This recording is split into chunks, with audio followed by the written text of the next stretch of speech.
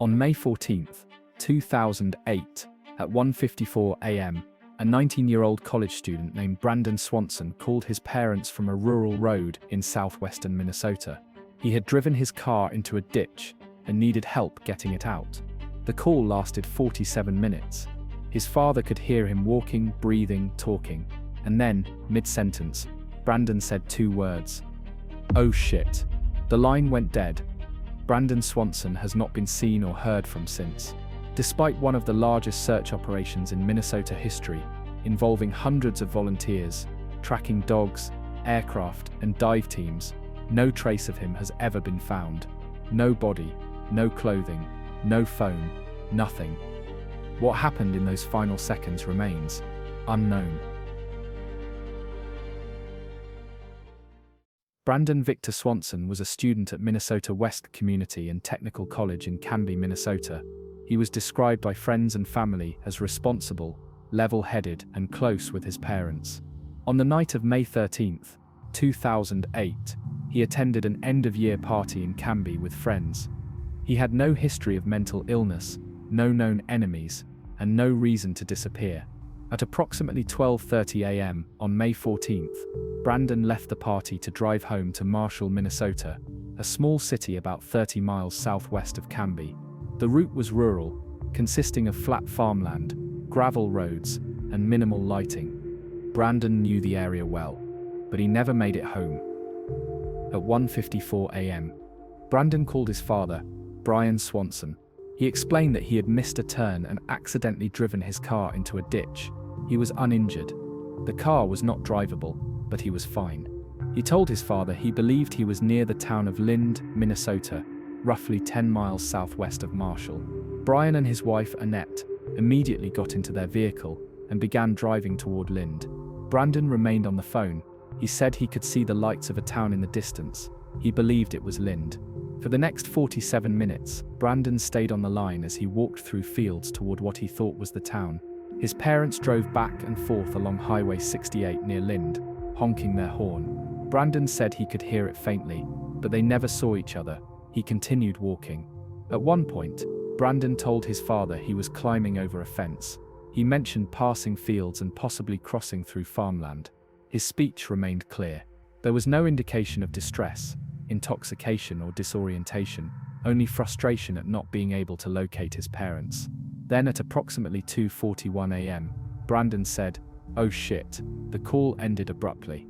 Brian immediately tried calling back. The phone rang, but there was no answer. He called again and again, but there was no response. When the sun rose on May 14th, Brian and Annette reported Brandon missing to local authorities. Initially, there was little urgency. Brandon was an adult. He had been in contact with his parents. There was no sign of foul play. But by midday, concern grew.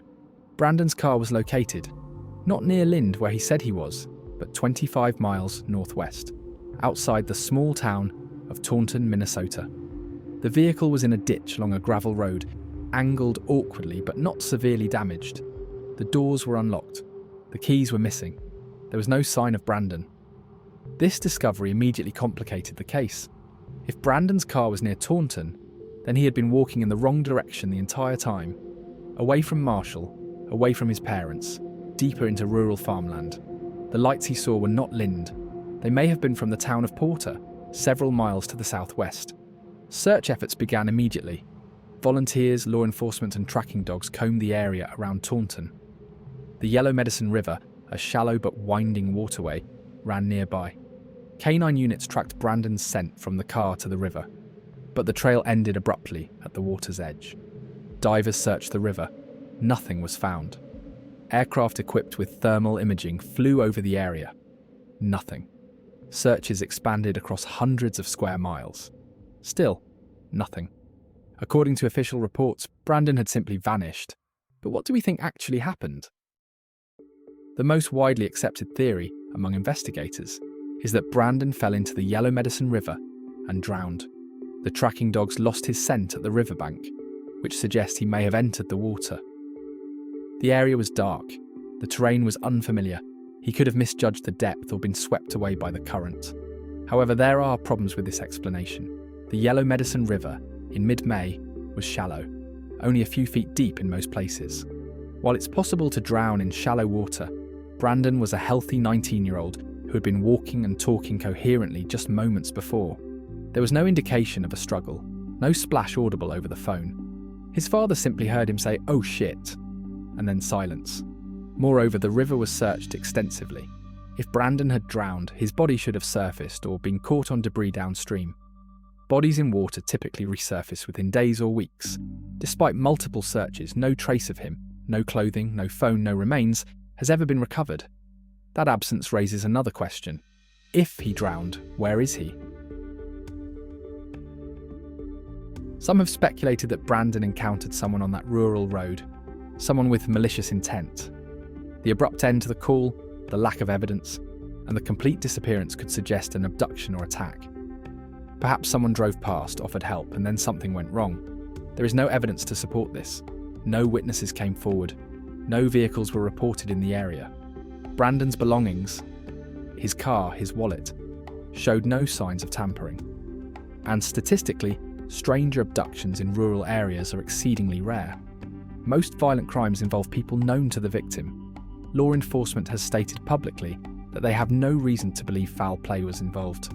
The official investigation concluded that Brandon's disappearance was most likely accidental. Still, the possibility lingers in the minds of some. The phrase, "oh shit," could indicate surprise.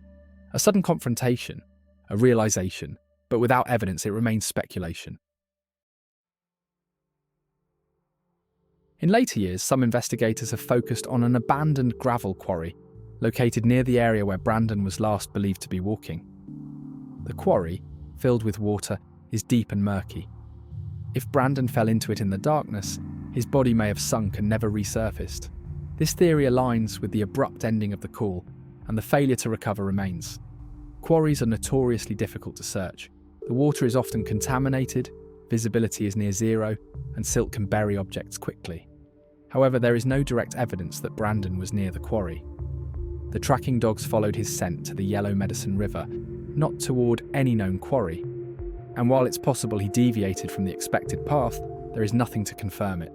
Like so many aspects of this case, it remains unproven.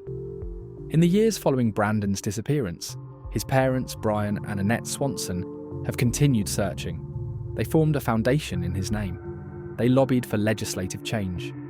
In 2009, Minnesota passed Brandon's Law, which allows police to immediately begin searches for missing adults under certain circumstances, lowering the threshold that previously delayed investigations. Periodic searches have been conducted. In 2014, remains were found in a field near where Brandon's car was located. DNA testing determined they were not his. The remains belonged to someone else entirely, an unrelated case. To this day, the official investigation remains open. Brandon Swanson is still listed as a missing person. The case is cold but not closed. What do you think really happened that night? Let me know in the comments below.